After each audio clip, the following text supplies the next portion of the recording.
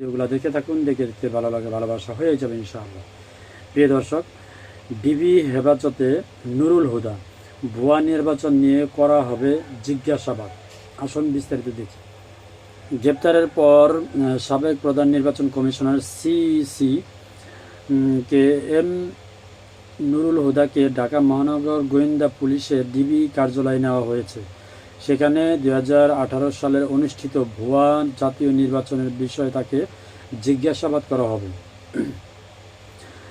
DB যুগ্ম police commissioner দক্ষিণ মোহাম্মদ নাসিরুল ইসলাম এ বিষয় জানান। সাবেক সিআইসি নুরুল হুদাকে ডিবি কার্যালয়ে আনা হয়েছে। আগামীকাল তাকে আদালতে পাঠানো হতে পারে।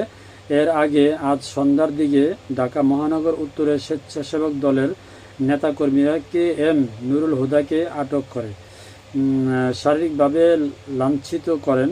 পরে উত্তর পশ্চিম থানা পুলিশ তাকে হেফাজতে নেয়। রাজধানী শেরেবাংলা নগর থানায় দায়ের করা বিএনপির মামলায় গ্রেপ্তার দেখানো হয় তাকে।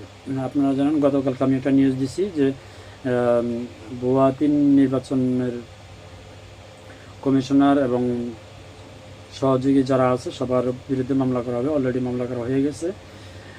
নুরুল হুদাকে গ্রেপ্তার করা হয়েছে। দায়ের করা মামলায় উল্লেখিত অভিযোগ 2018 সালে অনুষ্ঠিত ভুয়া জাতীয় নির্বাচনের বিষয়ে তাকে জিজ্ঞাসাবাদ করা হবে বলে জানিয়েছে ঢাকা মহানগর পুলিশ ডিএমপি।